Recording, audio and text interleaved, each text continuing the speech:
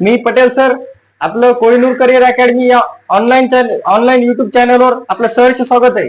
विद्यार्थी मित्रांनो, अवघ्या काही दिवसांनी राज्यसेवा एक्झाम असेल किंवा कंबाईन असेल, ही एक्झाम आपल्या जवळपास येऊन टेकलेली आहे. अत्यंत फार कमी दिवसाचा कालावधी येऊन टेकलेला आहे आणि त्यासोबतच आपल्याला राज्यसेवा कंबाईन करते वेळेस यूपीएससीची एक्झाम पण आपल्या फार जवळ येऊन टेकलेली आहे. ठीक आहे विद्यार्थी मित्रांनो, या येणाऱ्या काळामध्ये येणाऱ्या एक्झाम मध्ये आपल्याला इकॉनॉमिक्सची स्ट्रॅटेजी काय असली पाहिजे इकॉनॉमिक्सची, तर त्या संदर्भात इकॉनॉमिक्सच्या सिलेबसच्या संदर्भात मी एकदम सुरुवातीचं एक फर्स्ट इंट्रोडक्शन लेक्चर म्हणून घेतलेलं आहे. या लेक्चर मध्ये आपल्याला इकॉनॉमिक्स संदर्भात किंवा कोणत्याही स्पर्धा परीक्षे संदर्भात आपल्या अर्थशास्त्र या विषयाचं त्या ठिकाणी असलेले वेटेज आणि त्याची असलेली एकदम तंतोतंत माहिती आणि तेच भापट पसारा नाही, जो कंटेंट, जो प्रकरण, जो चॅप्टर आपल्याला आपल्या सिलेबसच्या दृष्टीने फार महत्वाचं आहे, तेच चॅप्टर आणि तेच कंटेंट आपल्याला या ठिकाणी बघायचं आहे. विद्यार्थी मित्रांनो, आपण इकॉनॉमिक्स बघत असताना बघा फार छोटे छोटे पॉईंट असतात जे की आपण स्किप करतो आणि आयोग नेमका त्याच कंटेंटला धरीत असतो. जो चॅप्टर, जो कंटेंट आपण सोडण्याचा प्रयत्न करीत असतो, स्किप करण्याचा प्रयत्न यासाठी करत असतो कारण की तो काय असतो, किचकट असतो. बघा किचकट, आणि आयोगाला काय आवडतंय तेच आवडतंय. विद्यार्थी मित्रांनो, इकॉनॉमिक्स मध्ये अत्यंत छोटे छोटे कन्सेप्ट आहेत. आता बघा, इकॉनॉमिक्स जर म्हणलं आपण तर प्रामुख्याने इकॉनॉमिक्सचे दोन प्रकार पडतात. बघा, इकॉनॉमिक्सचे काय पडतात, प्रामुख्याने दोन प्रकार पडतात इकॉनॉमिक्सचे. एक आहे मायक्रो इकॉनॉमिक्स, हे बघा हवामानाने मायक्रो इकॉनॉमिक्स, त्याला सूक्ष्म अर्थशास्त्र असं म्हणतात. बघा, सूक्ष्म अर्थशास्त्र. आणि दुसरं आहे बघा मॅक्रो इकॉनॉमिक्स. मॅक्रो इकॉनॉमिक्स त्याला बृहद अर्थशास्त्र असे म्हणतात. बघा, बृहद अर्थशास्त्र दोन आहेत बघा इकॉनॉमिक्सच्या प्रमुख कन्सेप्ट. आता बघा, या छोट्या छोट्या कन्सेप्ट आहेत, यामध्ये आपल्याला कशा पद्धतीने की पॉइंट लक्षात ठेवायची, की वर्ड लक्षात ठेवायची, जेणेकरून येणाऱ्या कंबाईन मध्ये, राज्यसेवेमध्ये आणि युपीएससी मध्ये आपल्याला ह्या असलेल्या विषयाचं वेटेज हे वाढलं पाहिजे.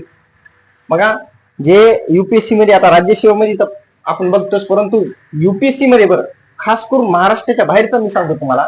महाराष्ट्राच्या बाहेर बघा, जे हरियाणा पंजाबचा जो पट्टा आहे, तर त्या पट्ट्यामध्ये आपल्याला असं दिसून येते विद्यार्थी मित्रांनो, की जे इकॉनॉमिक्स हा जो सब्जेक्ट आहे बघा, इकॉनॉमिक्स, ते इकॉनॉमिक्स सब्जेक्ट हा युपीएससी मध्ये ऑप्शनल विषय भरपूर प्रमाणात पंजाब हरियाणा हा जो पट्टा आहे आपला उत्तरेकडला, किंवा त्याला आपण वायव्येचा जो पट्टा म्हणतो, त्या पट्ट्यामध्ये आपल्याला जे पंजाब आणि हरियाणा जे आहे बघा, त्याच्यामध्ये ऑप्शनल जो विषय आहे ना, तो इकॉनॉमिक्स घेताना दिसून येतो. तर अशी कोणती की पॉइंट आहेत आणि असा कोणता ट्रॅक आहे, जो ट्रॅक आपल्याला इकॉनॉमिक्सच्या प्लॅटफॉर्मवर नेण्याचा प्रयत्न करेन, आणि नेण्याचा नाही प्रयत्न करीन, परंतु आपल्याला मार्क पण देण्याचा प्रयत्न करीन. आणि आपल्याला आउट ऑफ मार्क एकच कारणानं पडत नाही विद्यार्थी मित्रांनो, कारण की आपण काय करतो, जो किचकट विषय, जो किचकट आहे, जो किचकट प्रकरण आहे किंवा जो किचकट चॅप्टर आहे, नेमका तोच स्किप करण्याचा प्रयत्न करतो, परंतु असं करायचं नाही. तर आपण विषयाकडे वळूया. बघा विद्यार्थी मित्रांनो, इकॉनॉमिक्स मध्ये प्रामुख्याने सूक्ष्म अर्थशास्त्र ज्याला म्हणतात आणि बृहद अर्थशास्त्र असे ढोबळ मानाने दोन या ठिकाणी प्रकार पडतात. ठीक आहे, दोन प्रकार या ठिकाणी पडतात.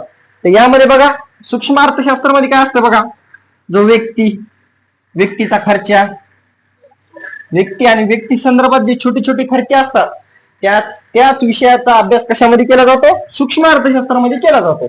आणि बघा, जे आपलं सरकार आहे, सरकारचा जो अर्थसंकल्प किंवा शासनाचा जमा खर्च आहे, किंवा जे आरबीआय त्याला आपण असं म्हणू शकतो, ज्या वित्तीय संस्था आहेत, मोठमोठ्या वित्तीय संस्था आहेत, यांचा समावेश कशामध्ये होतो, बृहद इकॉनॉमिक्स किंवा बृहद अर्थशास्त्र मॅक्रो इकॉनॉमिक्स मध्ये होतो. आणि आपल्याला नेमका बघा, आपल्या कंबाईनच्या राज्यसेवेच्या दृष्टिकोनातून आपल्याला हा टॉपिक ऍज इट इज अभ्यास करावा लागतो. सरकारच्या दृष्टिकोनातून अर्थसंकल्प असेल, किंवा सरकारचे आरबीआयचे धोरणे असतील, किंवा जे आपण ज्याला म्हणू शकतो की बजेट असेल, बघा बजेट असेल, या गोष्टी आपल्याला सध्या फार महत्वाच्या आहेत. आता बघा विद्यार्थी मित्रांनो, हा जो आहे, हा सब्जेक्टला वेटेज आपल्या राज्यसेवा आणि कंबाईन मध्ये फार कमी प्रमाणात आहे. विषय हा अर्थशास्त्र आपल्याला ऍज इट इज सिलेबसला नाही. मी आणखीन सांगतो, लक्ष द्या इकडं. आपल्याला आहे का नाही विद्यार्थी मित्रांनो, जो अर्थशास्त्र आहे, प्युअर अर्थशास्त्र, तर ते अर्थशास्त्र हा विषय आपल्याला नाही, आपल्याला इकॉनॉमी आहे. जसं राज्यशास्त्र हा विषय आपल्या सिलेबसला नाहीये. मी अनेकदा सांगतो, विद्यार्थी इथं तर फसतात, सिलेबस बघत नाहीत, एक आपल्या विषयाचा जो आहे तो गाभा बघत नाहीत, आपल्या विषयाची चौकट बघत नाहीत, म्हणून आपल्या इथं हे होतो. जे अर्थशास्त्र ते नाही आपल्याला, आपल्याला काय आहे, इकॉनॉमी आहे. इकॉनॉमी आपल्याला अभ्यासावं लागते. आणखीन बघा छोटे छोटे पॉईंट बघा, त्याच्यामध्ये मी तुम्हाला आणखीन एक गोष्ट सांगतो. बघा आता जे काही निर्देशांक असतात बघा, आपल्या अर्थशास्त्राच्या दृष्टीने आणि करंट अफेअरच्या दृष्टिकोनातून फार महत्वाचे. आता आपले चालू घडामोडीचे पण एक आपले बाळाकुदे सर आलेले, त्यांचं पण या ठिकाणी चालू घडामोडीचे लेक्चर फार सुंदर प्रमाणात ते पण कंडक्ट करतात. त्यांच्या लेक्चर मधून तुम्हाला जे ट्रेडिशनल म्हणता येईल त्याचा उपयोग 100% होईल. परंतु जे विषयाला चिटकून जे करंट अफेअर येत आहे, ते विषयाला चिटकून येणारे करंट अफेअर म्हणजे आपल्याला इकॉनॉमिक्सला आणि आपल्या पॉलिटीला, ह्या विषयाला जे चिटकून येणारे चालू घडामोडी किंवा करंट अफेअर, याची जिम्मेदारी माझ्या विद्यार्थी मित्रांनो.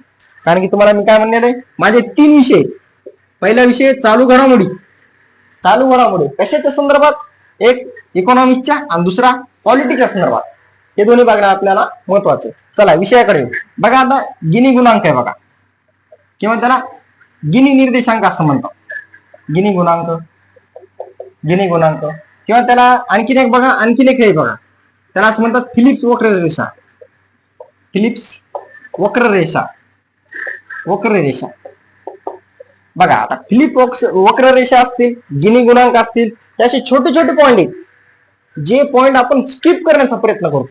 फार छोटे छोटे पॉईंट आहेत की आपण बघा. आता फिलिप्स जो वक्ररेषा आहे त्यामध्ये काय आहे, एक आहे बघा, जे आपला बेरोजगारी आहे किंवा ज्याला आपण म्हणू शकतो रोजगार आहे, बेरोजगारीचा दर किंवा रोजगारीचा दर. आणि बघा या ठिकाणी जी आपली चलनवाढ आहे किंवा किंमत वाढ आहे बघा, किंमत वाढ किंवा त्याला भाववाढ म्हणू शकता, भाववाढ, याच्या संदर्भात काय बघा, फिलिप्स वक्ररेषा आहे. अशा छोट्या छोट्या बाबी.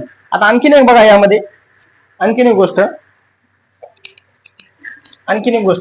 ती गोष्ट म्हणजे काय बघा विद्यार्थी मित्रांनो, ती गोष्ट म्हणजे काय बघा, ह्याच्यामध्ये बघा आता एक क्षेत्र बनलेले बघा आपल्या इथे, एक कृषी आधारित क्षेत्र, दुसरं सेवा आधारित क्षेत्र, उद्योग आधारित क्षेत्र, पंचम क्षेत्र, चतुर्थ क्षेत्र.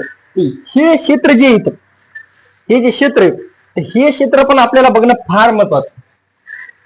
छोटे छोटे पॉईंट आहेत विद्यार्थी मित्रांनो, आपण फक्त यासाठी त्या विषयाला स्किप करतो की तो विषय आपल्याला अभ्यास करताना किचकट जातो. बरोबर आहे ना? फक्त कशासाठी स्किप करतो की ते विषय आपण कधी समजण्याचा प्रयत्न केला नाही किंवा तो विषय आपण समजू शकलो नाही. ठीक आहे, आता काय म्हणलं मी तुम्हाला या ठिकाणी, बघा जे प्रथम क्षेत्र आहे, प्रथम, द्वितीय, तृतीय, हे जे क्षेत्र आहेत ना विद्यार्थी मित्रांनो, याच्यावर पण प्रश्न येतो आणि येतो बघा. याच्यावर डायरेक्टली म्हणा, इनडायरेक्टली म्हणा, प्रश्न येतो म्हणजे येतो, फिरून प्रश्न येतो बघा, फिरून प्रश्न येतो. चतुर्थ क्षेत्र, पंचम क्षेत्र. बघा आजकाल पंचम क्षेत्र फार बरं, कारण की पंचम क्षेत्राच्या बाबतीत ज्या बाबी कन्वर्ट केल्या जातात, गृहीत धरल्या जातात पंचम क्षेत्रामध्ये, त्यामध्ये बघा खाली वरी, कारण की उतार चढाव आलेला आहे. कशामध्ये? पंचम क्षेत्रामध्ये. कारण कसं काय बघा, इलॉन मस्क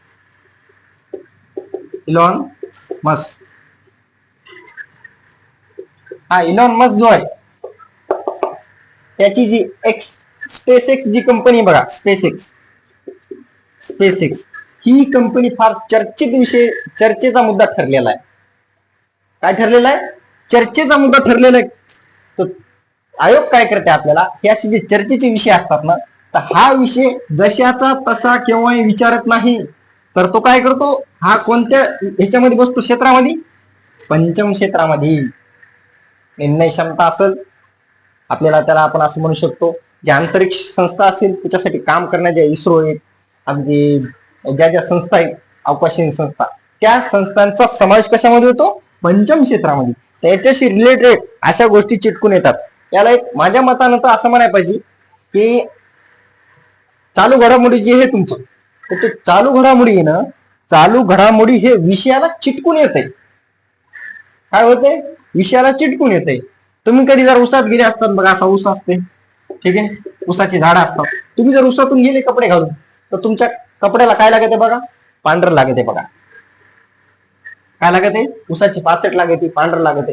तर ते चिटकून येत असते ना, ते पण फार महत्वाचं आहे. तसंच आपल्या विषयाच्या बाबतीत पण आहे. आपले दोन्ही विषय असे येतो नादत नाही त्याला, म्हणजे असं येणार म्हणजे येणार, करंट अफेअर चिटकून येणार म्हणजे येणारच. ठीक आहे, लक्ष असू द्या. आता बघा या ठिकाणी आणखीन काय काय कन्सेप्ट आहे. आता मी तुम्हाला फक्त एक ओळख द्यालो इकॉनॉमिक्सची, एक आपल्या विषयाची, एक आपल्या त्याला म्हणतात सिलेबसची एक छोटीशी ओळख सांगण्याचा प्रयत्न करायलो.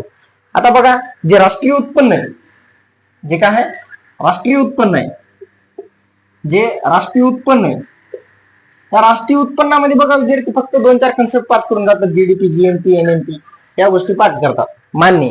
परंतु तुमचा जिथं अभ्यासाचा फोकस संपतो नेमका आहे तिथूनच प्रश्न विचार. ठीक आहे. आता बघा पी आहे पर्सनल इन्कम, झाला नियम. उत्पन्न पद्धत, उत्पादन पद्धत आणि खर्च पद्धत. खर्च पद्धत सांगा म्हणते की बाबा आपल्या इथं आपल्या भारतामध्ये नेमका कोणत्या पद्धतीनं जे हे राष्ट्रीय उत्पन्न मोजल्या जाते. ठीक आहे, आपण जीडीपी वाचलेलं असतं, जीएनपी सगळ्या गोष्टी वाचलेल्या असतात. तर खर्च पद्धतीनुसार आपल्या भारतामध्ये राष्ट्रीय उत्पन्न मोजल्या जात नाही. या गोष्टी बघणं अत्यंत फार महत्वाचं. अगदी छोटे छोटे कन्सेप्ट असतात बघा. आता आणखीन एक कन्सेप्ट सांगतो विद्यार्थी मित्रांनो, जे आपलं वित्तीय विवरणपत्र आहे बघा, ज्याला आपण काय म्हणतो? बजेट म्हणतो बघा. बजेट. बजेटला लागून काय आलं? राज्यघटनेमध्ये बजेटचा कशा पद्धतीने समावेश आहे? राज्यघटना. त्यामध्ये बघा बिल आहे तर काय काय बिल. आता कोणकोणते बिल आहेत बघा? संचित निधी आहे, संचित निधी. आकस्मिक निधी आहे बघा, आकस्मिक निधी. आता हे दोन्ही विषय, हा जो टॉपिक आहे, हा टॉपिक 3 विषयामध्ये येतो माझ्या मताने. पहिला टॉपिक इकॉनॉमिक मध्ये येतो, ठीक आहे. दुसरा टॉपिक येतो बघा करंट अफेअर मध्ये, ठीक आहे. तिसरा टॉपिक येतो पॉलिटी मध्ये. आला का? या पद्धतीने आपल्याला जे छोटे छोटे पॉइंट आहेत, छोट्या छोट्या गोष्टी कशा पद्धतीने अनालिसिस करायचं. आणखीन बघा, जे भारतामध्ये जी इन्व्हेस्ट होती बघा, ज्याला आपण एफडीआय म्हणतो, फॉरेन डायरेक्ट इन्व्हेस्टमेंट. तर फॉरेन डायरेक्ट इन्व्हेस्टमेंटचा दरवर्षी अहवाल प्रसिद्ध होतो, किंवा आपल्या इथं आपली जे भारत सरकार आहे त्याच्या वाणिज्य मंत्रालयाअंतर्गत किंवा फॉरेन्सिक डिपार्टमेंटच्या थ्रू आपल्या इथं ज्यांची इन्व्हेस्टमेंट झाली त्यांची यादी देतो, आपण उचलतो, आपण तशीच पाठ करतो. हा झाला एक विषय आपल्या अभ्यासाचा. आता आयोगाचं कामकाज कुठून सुरू होते बघा. आपण एफडीआय जर केलं, समजा एफडीआयचे आपण वर्ष केले, सगळे केले, तर आयोग काय करतं माहितीये का? जे फॉरेन डायरेक्ट इन्व्हेस्टमेंट आहे त्याच्यामध्ये एखाद्या देशाचा चढता क्रम विचारते, तिसरा क्रमांक विचारते, फोर्थ विचारते, चौथा विचारते, पाचवा विचारते, किंवा तर आपण जे ह्याच्या संदर्भात बघा, आपले विम्याच्या संदर्भात, विम्याच्या संदर्भात जी इन्व्हेस्टमेंट होती त्याला काय म्हणतात बघा, मला तोंडात शब्द आहे, एफडीआय आणि फॉरेन डायरेक्ट इन्व्हेस्टमेंट आणि आणखीन काहीतरी बघा. तर त्या संदर्भात सुद्धा आयोग काय करतंय? प्रश्न विचारतंय. अशा छोट्या छोट्या कन्सेप्ट आहेत बघा. ठीक आहे. आता बघा, अगोदर कोरोनाच्या टायमाला बघा एक फंड बनण्यात आला मुख्यमंत्रीचा पंतप्रधान असा काहीतरी एक निधी आहे बघा, किंवा फंड आहे त्याला असं म्हणू शकतो. कोविडच्या टायमामध्ये निर्माण झालेला, मला एक्झॅक्टली आठवलं. त्याच्यामध्ये किती पैसा आला, काय आला, याच्यावर बरेच राजकीय वादन पेटलेलं होतं. याच्यावर पण प्रश्न कसा येतो? राष्ट्रपतीची त्याला परवानगी असते का? राष्ट्रपतीची यामध्ये काय काय भूमिका असते, याच्यावर पण प्रश्न येतात. आता बघा शेती, कृषी क्षेत्र. आता हे क्षेत्र प्रश्न तुम्ही म्हणता सर कृषी म्हणजे मी ग्रामीण भागातला आहे, मला सगळ्याच ठिकाणी माहिती आहे, पण नाही जबाब. कृषी क्षेत्र हे आयोग एक नॅशनल लेवलला, नॅशनल किंवा इंटरनॅशनल लेवलला जी भारताची इमेज आहे जी भारताची इमेज आहे आणि जी बदलत गेलेली इमेज आहे, जी चेंज झालेली इमेज आहे, तर कशा पद्धतीने चेंज झाली कृषीमध्ये? कृषीमध्ये काय आलं? तंत्रज्ञान आलं. तंत्रज्ञान आहे. कृषी ही व्यापारिक तत्वावर सुरू झाली. व्यापारिक तत्व अगोदर असं होतं का? नाही. मग एकदमच 47 पासून 1947 किंवा त्याला आपण 1950 म्हणून थोडक्यात 50 पासून ते 2024 पर्यंत कृषी क्षेत्रामध्ये काय काय बदल झाले, आपण कशा कशाची जास्त प्रमाणात उत्पादन करतो जगामध्ये. साखरेमध्ये कोण काय आहे? साखर असेल, ज्यूट असेल. पाठीमागे ज्यूटवर प्रश्न आलता बघा.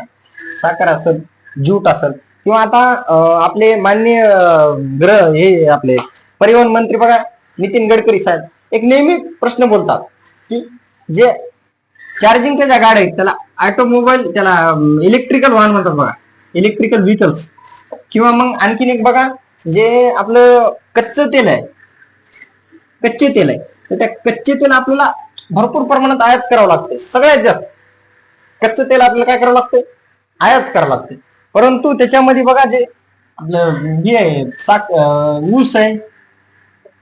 ऊस आहे, गहू आहे, या गव्हाच्या माध्यमातून पण बघा आपल्याला कच्च्या तेलाला एक ऑप्शन म्हणून, कच्च्या तेलासाठी एक ऑप्शन म्हणून गव्हर्नमेंटची एक स्कीम पण चालू झालेली आहे बघा. आणि ती स्कीम गुपित आहे. ती स्कीम कशी अशी उघड नाही. जर उघड केली तर त्याचे परिणाम जे अरब कंट्री आहे बघा, अरब, कारण आपण तेल कुठून मागितो? अरबून मागितो. तर त्या अरब कंट्रीवर आपला थेट डायरेक्ट काय होतो? परिणाम होतो. आणि तुम्हाला माहिती आहे की अरबच्या अशा काही कंट्री त्याच्या अगोदर आपलं रिलेशन एकदम योग्य पद्धतीनं चालत नाही. ठीक आहे. आता बघा आणखीन एक गोष्ट मी तुम्हाला इथे सांगतो. या ठिकाणी इकॉनॉमिक्सचा आपल्याला जर अभ्यास आढावा घ्यायचा, आपला ही काय आहे बघा, आढावा लेक्चर आहे. एक चलता कशा पद्धतीनं सिलेबसला आपण टच करू शकतो किंवा कोणत्या पद्धतीनं आपण जाऊ शकतो. आणखीन एक आहे बघा इकॉनॉमिक्स मध्ये बघा, जे आपलं राजकीय आणि आर्थिक किंवा त्याला आपण व्यापारिक म्हणू शकतो. व्यापारिक समजा एखादा XYZ, समजा आपला एक देश आहे मान्य, त्या देशासोबत आपले राजकीय संबंध कसे इथं चांगले आहेत, परंतु व्यापारी संबंध हे आपले बनत नाहीत किंवा त्यांचा आपला जो रूट आहे त्यांचा आपला, तो रूट आपला कनेक्ट नाही. एखादं उदाहरण देता येईल? मी सांगतो तुम्हाला. बघा हा भारताचा नकाशा इथे लिहितो बघा. हा समजा आपला हा भारताचा नकाशा काढतो. हा भारताचा नकाशा. आता बघा हे जे प्रदेश आहे, इथून जे देश लागतात ज्याला मध्य आशिया म्हणतात बघा. इथं कझाकिस्तान असेल, इथं तुर्कमेनिस्तान असेल बघा, इथं अझरबैजान असेल. ठीक आहे. इथं उझबेकिस्तान असेल बघा, तुर्कमेनिस्तान, कझाकिस्तान, इधर तुर्कमेनिस्तान असेल, इधर अझरबैजान असेल बघा, आर्मेनिया असेल. हे जे काही सेंट्रल आशिया आहे त्याच्यासोबत आपले पॉलिटिकली रिलेशन हे फार छान आहेत बघा, एकदम स्ट्रॉंग आहेत. त्यांच्या आपले जे पॉलिटिकली जे रिलेशन आहेत ना ते एकदम छान आहेत. परंतु बघा विद्यार्थी मित्रांनो, आपले इकॉनॉमिकली किंवा व्यापारिक संबंध आपले त्यांच्यासोबत स्ट्रॉंग नाहीत. आता चीन सोबत आपले काय आहेत बघा, व्यापारी संबंध अत्यंत चांगले आहेत, एकदम गुड आहे. आता कोणी म्हणून नाही सर चांगले नाही, अरे बाबा ते राजकीय संबंध आपले थोडे बिघडलेले आहेत बॉर्डरमुळं. जर आपले रिलेशन इकॉनॉमिकली चांगले नसते तर आपण त्यांच्याकडून एवढी आयात केली असती का? त्यांचा आपलं जे सरप्लस बजेट आहे, त्यांचा आपला सरप्लस जो व्यापार आहे, तो व्यापार बघा तुम्ही, चीन हा टॉप आहे, नंबर 1 ला आहे भागीदारीसाठी. कशासाठी? भागीदारीसाठी कोणासोबत? भारत आणि चीन. कळलं ना? अशी छोटे मोठे जे पॉइंट असतात एकदम चिल्लर, ते पॉइंट आपल्याला एक्झाम मध्ये रडवतात आणि घरी आल्याच्या नंतर आपल्याला कळते की अरे यार या प्रश्नाचं उत्तर मला माहित होतं, हा प्रश्न तर मच्छरासारखा होता. पण मच्छरच आहे, पण मच्छर जेव्हा डसते ना त्यावेळेस माणसाला त्याला खाजवावं लागते का नाही? मच्छर आहे बघा छोट, ते समजा डसलं, दिसायला छोटे, आपल्या अंगाला शरीराला पायाला डसलं, आपल्याला तिथं खाजवावं लागते का नाही? तसं काम आहे या छोट्या छोट्या घटकाचं करंट अफेअर्सशी रिलेटेड. ठीक आहे. आता बघा आणखीन काय कन्सेप्ट सांगतो मी तुम्हाला या ठिकाणी. आता बघा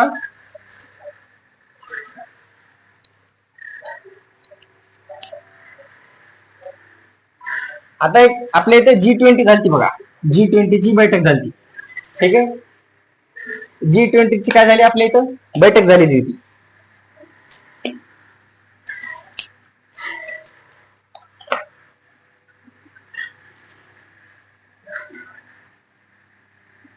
या G20च्या बैठकामध्ये काय झालं बघा की ही मुंबई बघा सॉरी इथून जे असा ट्रेडमार्क जो रूट मार्क जाणार आहे एक लँडमार्क त्याला आपण म्हणू शकतो. एक रोड मॅप जाणार आहे बघा इथून त्या जवळपास बघा ह्या इथून इराण पासून जे असं इथून जाणार आहे ते इस्तांबूल इथून जे बघा युरोपमध्ये जाणार आहे त्या ठिकाणी.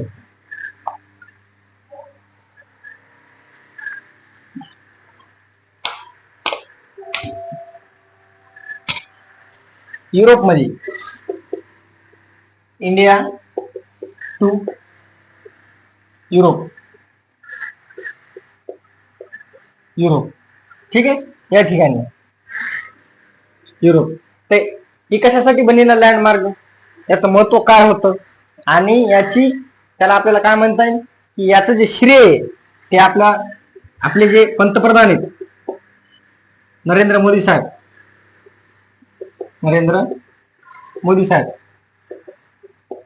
यांनाही द्यावा लागते. कारण की इकॉनॉमिकली जे आंतरराष्ट्रीय संबंधामध्ये जे सध्या जे काय घडते तर त्यामध्ये एक पर्स्पेक्टिव्ह जे आहे ते एक चांगल्या पद्धतीचा. ठीक आहे. आणि बघा आणखीन एक छोटे मोठे उदाहरण बघा. आता या ठिकाणी नंबर 1 नंबर 2 नंबर 3 आणि नंबर 4 बघा भारत काय निर्यात करतो इथली तो निर्यात करतो आणि भारत काय करतो आयात. असा एक क्रम असला पाहिजे की भारत कोणकोणत्या गोष्टीला निर्यात करतो सगळ्यात जास्त कोणकोणत्या गोष्टी आयात करतो. हा ऍज इट इज प्रश्न उचलला जातो. ऍज इट इज प्रश्न जशाचा तसा काय केला जातो प्रश्न हा उचलला जातो बघा. यावर पण कसं पाहिजे आपलं एक समजा एक लक्ष असलं पाहिजे बघा विद्यार्थी मित्रांनो. काय असलं पाहिजे बघा लक्ष असलं पाहिजे की आपल्या कोणत्या पद्धतीने आपल्याला आणि कशा पद्धतीने जायचंय. ठीक आहे. आता बघा जी आरबीआय या आरबीआयचे धोरण आणि जे इंडियन गव्हर्नमेंट आहे बघा भारताचं जे त्याला काय म्हणतात आपण काय म्हणू शकतो एक धोरण असते आणि एक आरबीआयचं धोरण असतं बघा. 2 धोरण असतात. ठीक आहे. एक बजेटच्या माध्यमातून किंवा एक गव्हर्नमेंटची डायरेक्टली ज्या पॉलिसी असतात की ह्या पॉलिसी आपण प्रश्न काय येण्याचा दाट शक्यता असते. आणि आणखीन एक गोष्ट बघा इन्फ्रास्ट्रक्चर त्याला आपण म्हणू शकतो पायाभूत सुविधा. हे हॅशटॅग करून ठेवा पायाभूत सुविधा. आजकाल याच्यावर प्रश्न विचारण्याचा जो काळ आहे तो वाढलेला आहे ट्रेंड वाढलेला आहे आयोगाचा. ठीक आहे. पायाभूत सुविधा. आता पायाभूत सुविधा जर प्रश्न आला ना तर 3 लोकांचे भांडणं लागतात 3 शिक्षकांचे भांडणं लागतात. आता पायाभूत सुविधेला ते जिओग्राफीवाले काय म्हणतात भूगोलवाले काय म्हणतात बघा भूगोल विषयाला नाही सर हा टॉपिक तर आमचाच आहे मान्य. आणि करंट अफेअर चालू घडामोडी वाले काय म्हणतात नाही सर हा तर क्लिअर चालू घडामोडीवाला. परंतु विद्यार्थी मित्रांनो हा पायाभूत सुविधा जो आहे तो खऱ्या पद्धतीने बघितला तर तो सध्या जे प्रश्न येतात जो ट्रेन आहे ते आपला कशाचा आहे इकोचे प्रश्न आहेत बघा.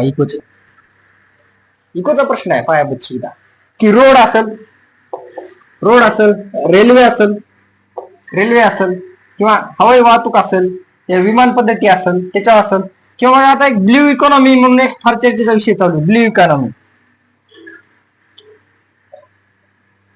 समुद्राकडे किंवा समुद्राच्या खाली बघा एक नवीन इकॉनॉमी म्हणून बघितलं जाते त्याला काय म्हणाले ब्ल्यू इकॉनॉमी. समुद्राच्या ठिकाणी समुद्राच्या खाली या समुद्रावर बघा चीन चीन जो देश आहे तो काय करतो, साऊथ चायना सी आहे, साऊथ चायना सी आहे, तर त्याच्यामध्ये काय करतो, जो दक्षिण चीनचा जो भाग आहे त्याच्यामध्ये आपला क्लेम करतो आणि नेहमी दादागिरी करण्याचा प्रयत्न करतो. तो काय करतो, तो पॉलिटिकली तर करतो, परंतु हा इकॉनॉमिकली पण फार महत्वाचा विद्यार्थी मित्रांनो.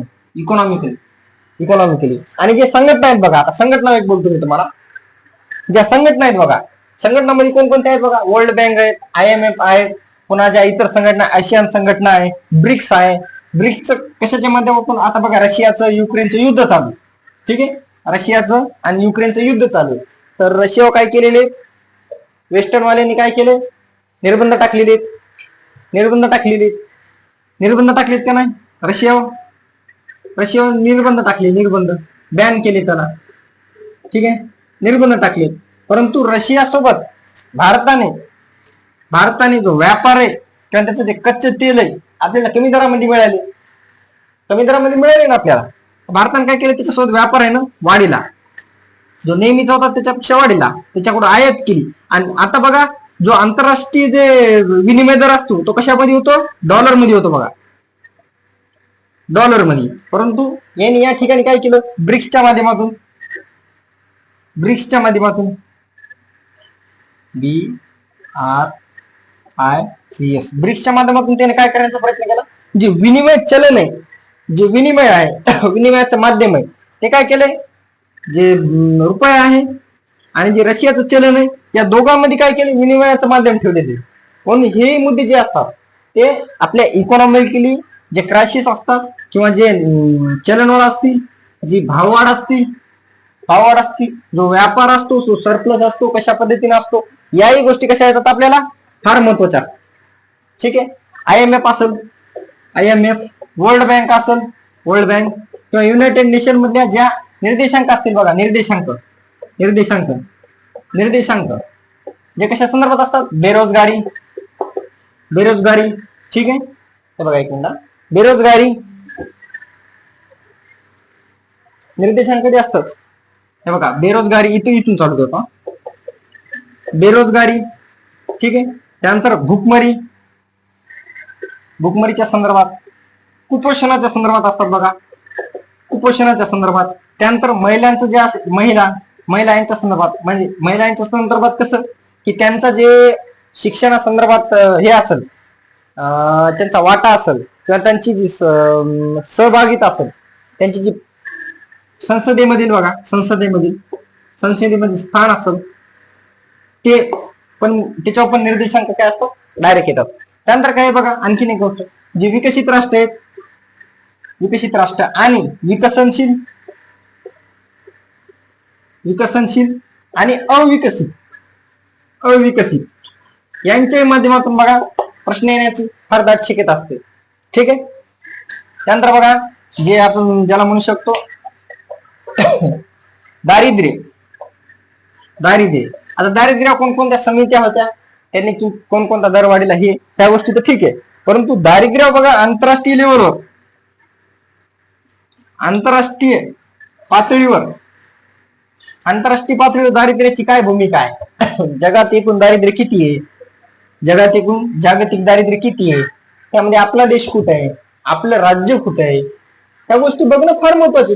आणि प्रश्न काय असे घुमत नाही विद्यार्थी मित्रांनो, एखादा कोणता टॉपिक झालेला आहे, एखादी कोणती घटना घडलेली आहे आंतरराष्ट्रीय लेवलवर, तर त्या घटनेचे पडसाद हे इकॉनॉमिक्सच्या माध्यमातून आपल्या देशावर पण पडतात, आणि आपल्या देशावर पडले, इकॉनॉमिक्सवर पडले की समजाच्या आयोगाच्या पेपरमध्ये पडले, साहजिकच आहे. ठीक आहे, आता बघा, रशिया युक्रेन युद्ध झालं, ठीक आहे, त्याने आता सांगितलं मी जे व्यापार केला त्याने भारतासोबत, ठीक आहे, कशाच्या माध्यमातून, विनिमय दराच्या, विनिमय माध्यम काय असलं पाहिजे, विनिमय माध्यम. ठीक आहे, हा आपल्याला ऍज इट इज प्रश्न आपल्या सिलेबसला आहे. तर बघा, एक छोट्या बाबी मी तुम्हाला सांगण्याचा प्रयत्न केलेला आहे, एकदम छोट्या बाबी असतील की कशा पद्धतीने आपल्याला इकॉनॉमीचा अभ्यास करायचा आहे, आपली पुढील वाटचाल काय असली पाहिजे. ठीक आहे, कोणकोणते अर्थशास्त्रज्ञ असतील एखादे. आता बघा, निर्देशांक सांगितले मी तुम्हाला, मानव विकास निर्देशांक, त्यामध्ये अमर्त्य सेन यांची भूमिका किंवा पाकिस्तानचे महबूब उल हक जे आहेत त्यांची भूमिका, किंवा जे पुरस्कार भेटतात बघा, पुरस्कार भेटतात. आता ते पुरस्कार करंट अफेअरचं जो आहे बघा, ते आपले सर आहेत बाराकोटे सर, ते कव्हर करतात. ठीक आहे. अशा छोट्या मोठ्या गोष्टी करून आपल्याला बघा युपीएससी असेल, युपीएससी, त्यानंतर राज्यसेवा असेल. ठीक आहे. त्यानंतर बघा आपली कंबाईन असेल, त्यानंतर आपली ग्रुप सी असेल बघा, ग्रुप सी असेल. ठीक आहे. ग्रुप सी असेल किंवा एक आपण असं सांगू शकतो बा एमपीएससीच्या आणि युपीएससीच्या, एमपीएससी अदर युपीएससी, यामध्ये प्रामुख्याने म्हणाल बरं, यामध्ये या दोन गोष्टीमध्ये जे इथं 2025 मध्ये जे पॅटर्न चेंज होणार आहे, रायटिंग येणार आहे, तर त्यामध्ये जे आपल्याला लिखाण करावं लागणार आहे, तर त्या लिखाणामध्ये आपल्याला मी जे सांगायलो ते पॉइंट लक्षात असू द्या. एखाद्या वेळेस ते पॉइंट लिहिताना मी लिहिले नसतील, परंतु बोलताना मी बरोबर बोलतो, शिकताना मी बरोबर शिकतो, सांगताना मी बरोबर सांगतो. तर आपले कान उघडे ठेवून ऐकत जा. इथून पुढले लेक्चर जे आहेत ना, लक्षपूर्वक ऐकत जा. एक एक शब्द माझा जो विद्यार्थी मित्रांनो, एक एक शब्द फार महत्वाचा आहे. अभ्यासक्रमासंदर्भात, इकॉनॉमिक्स संदर्भात, प्रत्येक एमपीएससी युपीएससी प्रत्येक घटकासाठी माझा जो प्रत्येक शब्द आहे विद्यार्थी मित्रांनो, तो फार महत्वाचा आहे. बघा, एक एक शब्द महत्वाचा आहे. म्हणून एखाद्या वेळेस बघा मी लिहिला नसेल टेबलवर, एखादा लिहिलं नसेल, परंतु मी बोललो, त्याचा उच्चार झाला, ते शब्द अत्यंत फार महत्वाचे असतात ऐकण्यामध्ये. कारण की कान जर चांगले असले, आपण जर व्यवस्थित ऐकलं आणि ते जर आपण लक्षपूर्वक काळजीपूर्वक जर आपण आत्मसात केलं की ते एकदम बरोबर आपल्या डोक्यामध्ये फिट होते. आणि नेमकं आजकाल असंच झालेलं की छोटे छोटे जे पॉइंट असतात, छोटे छोटे जे पॉइंट आहेत जे आपल्याला किचकट वाटायले, ते किचकट पॉइंट आहेत. आता पेपर कोणा वाचावा चालू घडामोडीसाठी, चालू घडामोडी संदर्भात. आणि मी कोणती चालू घडामोडी सांगायला माहिती आहे का विद्यार्थी मित्रांनो, ही चालू घडामोडी जी की विषयाला चिटकून येते बघा, चिटकून येणारी चालू घडामोडी. 3 पॉइंट आहेत बघा चालू घडामोडीचे. ठीक आहे. पहिला आहे पारंपरिक चालू घडामोडी. याच्यामध्ये काय निर्देशांक असतील, तेच नियुक्त्या असतील, जे साहित्य नियुक्त्या असतील, साधन सामग्री असेल किंवा ज्या पुरस्कार असतील, क्रीडा घडामोडी असतील, ह्या पारंपरिक मध्ये, ट्रेडिशनल मध्ये येते. ठीक आहे. आता बघा नॉन ट्रेडिशनल मध्ये काय येते, एखादी झालेली घटना, एखादी झालेली हे, त्याच्यामध्ये काय आहे, त्याच्यामध्ये ते गोष्टी येतात बघा. त्या गोष्टी काय होतात, त्या गोष्टी त्याच्यामध्ये येतात, त्याच्यामध्ये त्या गोष्टी काय करतात, येतात त्या गोष्टी. आणि बघा जे असते विषयाला चिटकून येणारी, बटन टाका ते वरलं त्या गोष्टी येतात. हे 3 चालू घडामोडीचे प्रमुख मुद्दे आहेत. ठीक आहे विद्यार्थी मित्रांनो. आता आपण हे एक आपलं लेक्चर जे घेतलेलं, तर ते लेक्चर कसं आहे, एक आपण पूर्वसंध्येला किंवा एक छोटीशी आपण त्या ठिकाणी अंमलबजावणी कशी करावी, विषयाची तयारी कशी करावी, आपला पर्स्पेक्टिव्ह कसा असावा बघण्यासाठी, आपला दृष्टिकोन कसा असावा विषयासाठी, आणि आपण कोणत्या माध्यमातून कशा पद्धतीने अभ्यास करावा हे सांगण्याचा होता. तर आता यापुढून आपण जे आपलं कंटिन्यू लेक्चर होणार आहे ते आपले विषय वाईज होणार आहे, टॉपिक वाईज होणार आहे. ठीक आहे विद्यार्थी मित्रांनो. चला मग आपण नंतर भेटूया. जय हिंद विद्यार्थी मित्रांनो, मी पटेल सर. आणि आपले जे युट्यूब चॅनल आहे कोहिनूर करिअर अकॅडमी, याला सबस्क्राईब करा, लाईक करा आणि आपल्या विद्यार्थी मित्रांमध्ये शेअर करा. जय हिंद विद्यार्थी मित्र.